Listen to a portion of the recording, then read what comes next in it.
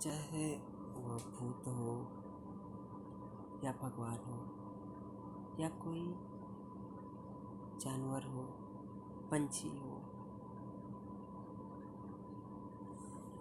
भूत प्रेत आत्माएं वो होती हैं जिनके पास शरीर नहीं होता है, लेकिन पंछी, जानवर, ये सब के पास अपना एक शरीर होता है। और भगवान तो दिव्य स्वरूप है, उनकी तो बात ही अलग है। लेकिन किसी से भी अगर आप मिलना चाहते हो, किसी से अगर आप एक जुड़ना चाहते हो, तो उसके लिए एक भावात्मक जुड़ाव होना चाहिए।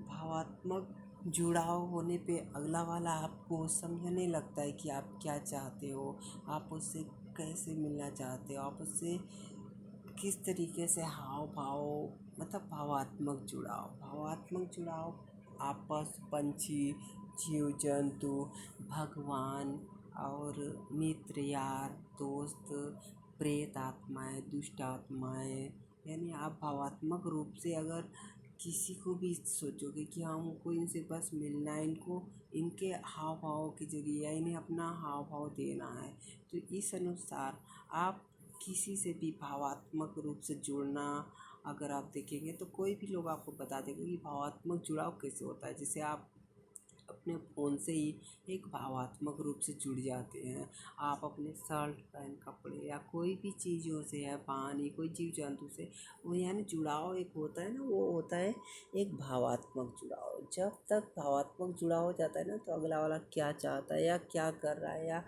क्या सोच रहा है या क्या आपसे चाह रहा है, यानी ये सब चीज़ें आप उससे क्या चाह रहे हो वो उसको पता हो जाएगा। भावात्मक जुड़ाव एक वो जुड़ाव होता है जिससे कि हमारे अंदर क्या है वो अगला वाले को पता हो जाएगा। अगला वाले को मतलब कि हम समझ लेंगे, उसी को भावात्मक जुड़ाव होता है। जैसे पति पत्नी भी होते हैं कि एक दूसरे को भाव को समझते हैं, पिता पुत्र, माँ बच्चे।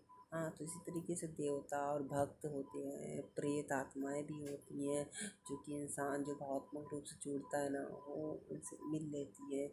तो इस तरीके से अगर किसी से जुड़ो, कहते हैं कि अगर आपको ऊपर मतलब भगवान से भी मिलना है तो भाव होना चाहिए, भाव से भक्ति होनी चाहिए, मतलब भाव से मिलना है। अगर आप प्रेत से भी मिलना है, भूत प्रेतों से भी मिलना है, तो आपको रात को उठ करके भाव होना चाहिए वो, तो आपको 2 पल में कोई भी चीज़ें आ जाएंगी। और इस तरीके से और सारी बातें आपको बताएंगे हम, फिर देखते रहिए।